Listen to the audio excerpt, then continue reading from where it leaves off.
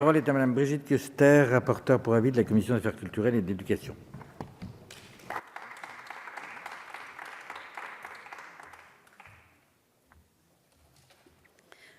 Monsieur le Président, Monsieur le Ministre, chers collègues, vous présentez, Monsieur le Ministre, un budget 2019 stabilisé pour les crédits de la mission Culture, et cela mérite d'être salué dans un contexte où les ressources publiques se font de plus en plus rares.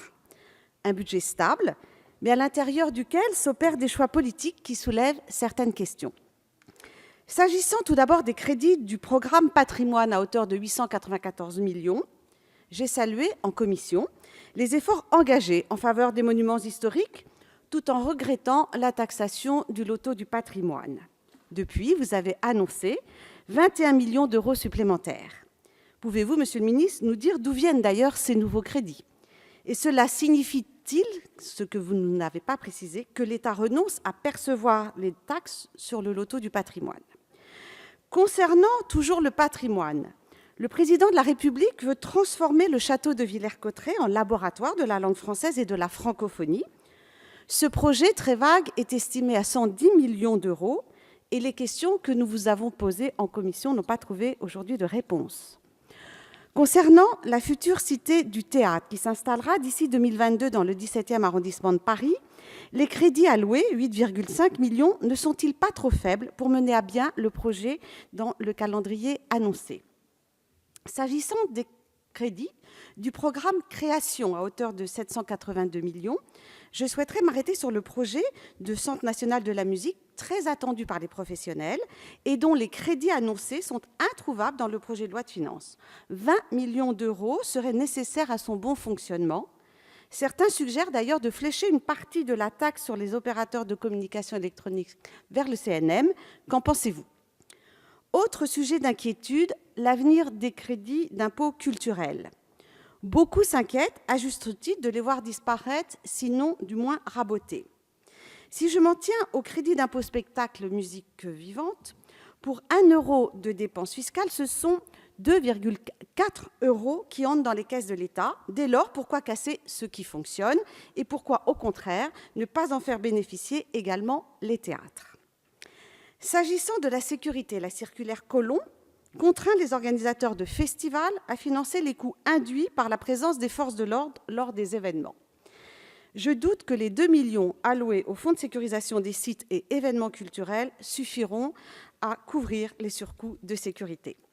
Enfin, sur le programme Transmission des savoirs et démocratisation de la culture à hauteur de 1 262 millions, les crédits de l'enseignement supérieur baissent de façon significative, y compris les bourses. Motif invoqué, la baisse de la démographie étudiante. Difficile à croire si l'on considère le boom des inscriptions dans l'enseignement supérieur. Cette baisse des crédits résulte, à mon avis, plus sûrement de la montée en puissance du pass culture. 34 millions d'euros sont alloués à l'expérimentation de ce pass auprès de 10 000 jeunes, soit un coût de revient de 3 400 euros par personne. Combien coûtera donc le dispositif final une fois déployé auprès de 800 000 jeunes? Il ne faudrait pas que le pass culture soit la fausse bonne idée qui s'en transforme en gouffre financier. Je terminerai en évoquant le sujet que j'ai choisi d'étudier dans mon rapport, les stratégies de développement des ressources propres des musées nationaux. Le sujet est vaste et le temps dont je dispose trop court. Aussi, j'insisterai surtout sur la nécessité de préserver la loi relative au mécénat, aux associations et aux fondations, dite loi Aillagon. Vous l'avez, je crois, aussi souligné de votre côté.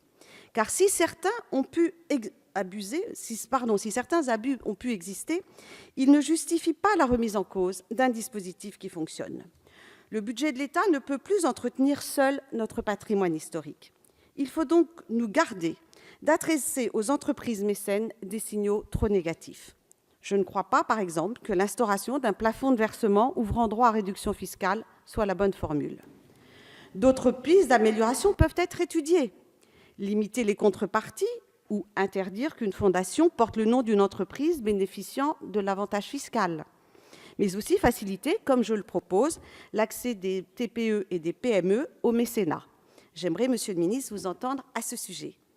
Pour le reste, je vous invite à lire mon rapport qui montre que la plupart des musées nationaux déploient beaucoup d'énergie pour trouver des ressources propres, que ce soit bien sûr par la billetterie, le mécénat, je le rappelais à l'instant, la location des lieux, mais aussi par des canaux plus novateurs, comme le financement participatif, la valorisation des marques, etc. Un échange de bonnes pratiques serait d'ailleurs à envisager. Bien sûr, l'accroissement des ressources propres des musées ne doit pas justifier un désengagement de l'État, mais au contraire, permettre d'amplifier leur mission de service public. Je conclurai en indiquant, Monsieur le ministre, que la Commission des affaires culturelles et de l'éducation a émis un avis favorable à l'adoption des crédits de la mission culture. Je vous remercie. Merci, mes chers collègues.